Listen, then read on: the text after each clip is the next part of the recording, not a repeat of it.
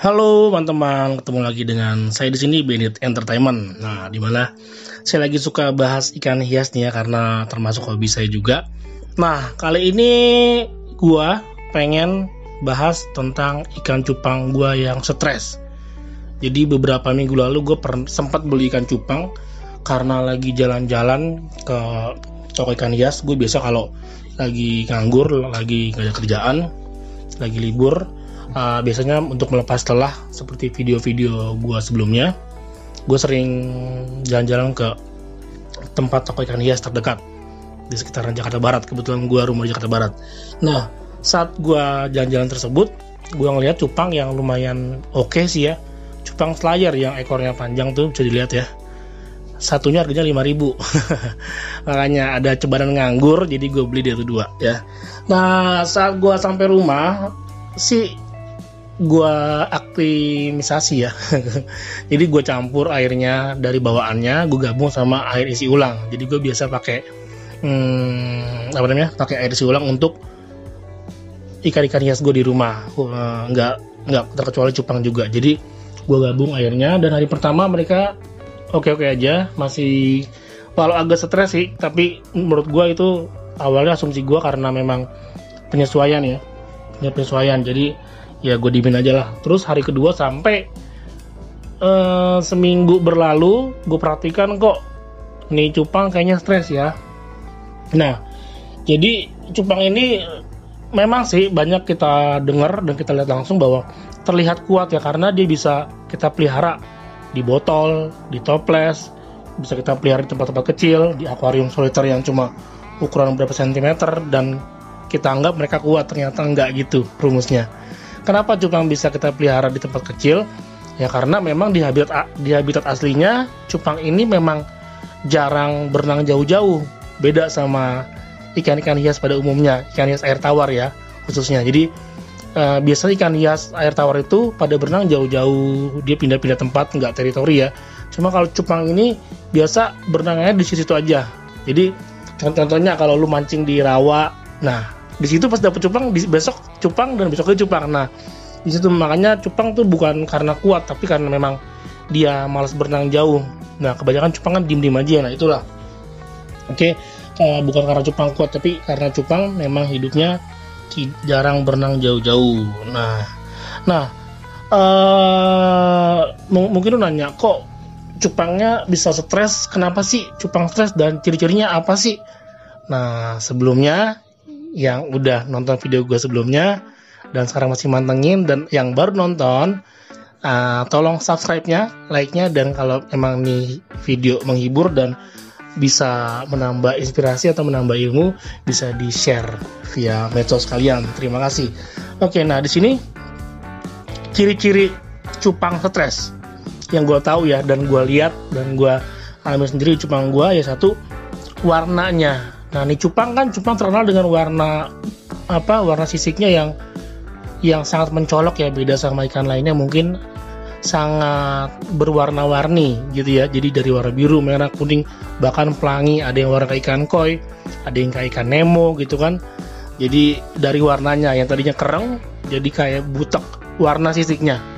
Jadi ini cupang, perubahan warna ini bisa kita indikasikan sebagai cupang udah mulai stres ya. Nah, jadi warna sisiknya udah mulai nggak terang, udah mulai nggak mencolok itulah. Dan yang kedua adalah biasanya hampir semua ikan ini nggak di cupang ya, nafsu makannya berkurang gitu. Jadi ciri-ciri hewan khususnya ikan atau ikan air tawar yang gue pelihara, gue tahu kalau dia lagi nggak fit banget tubuhnya, kalau dikasih makan dia dikit, apalagi nggak mau makan sama sekali. Nah itu stres, gue jamin tuh stres ya, atau sakit. Cuma gue lihat di sini nggak ada indikasi karena sakit sih, cuma stres aja. Terus yang selanjutnya adalah kalau ikan cupang itu kalau stres itu biasanya berenangnya di atas terus, di permukaan ya. Jadi cupang ini kalau stres biasanya hampir semua cupang sih lu lihat yang dia diem terus di atas, nggak turun-turun, dia itu stres. Bisa kita bilang lah dia udah mulai stres akut. Terus cupang terkenal dengan galaknya ya, dia bisa ngedok, jadi insangnya itu bisa keluar, bisa ngedok.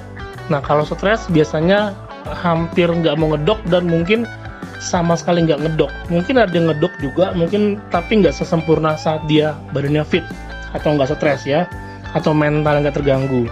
Itulah ciri-cirinya. Terus kok bisa stres ya?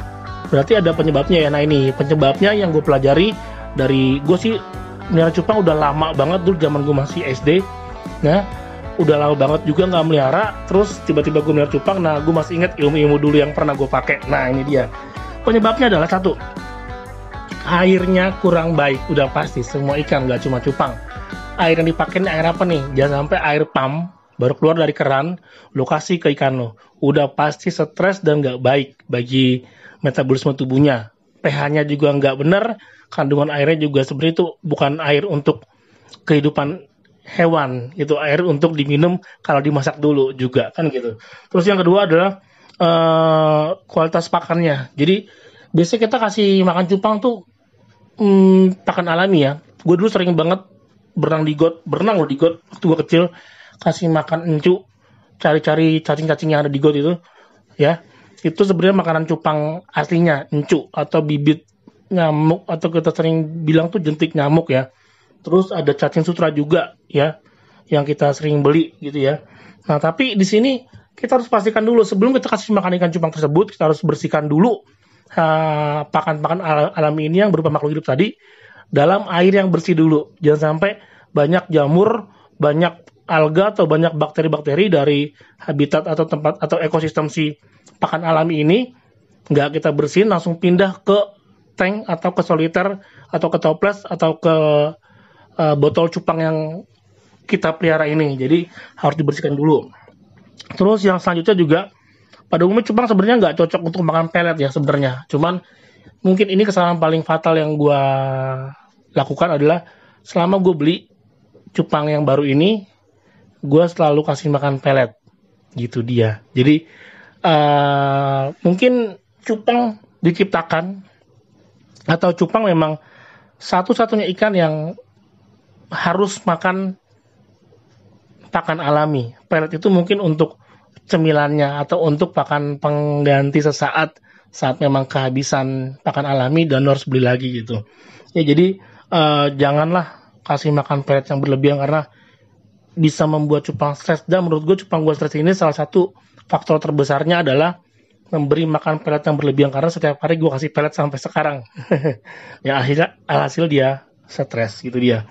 Terus yang selanjutnya juga bisa penyebabnya perubahan suhu yang berlebihan gitu. Jadi mungkin ruangan yang tadi si tukang jual ikannya yang sebelumnya dia ruangannya panas, masuk ke ruangan yang ber-AC, airnya dingin, dia jadi stres juga. Atau yang tadinya nggak terlalu dingin, terus jadi dingin banget, atau yang tadinya dingin jadi panas banget, itu dia. Jadi harus distabilin ya suhu airnya sesuai dengan suhu dia hidup sebelumnya gitu ya.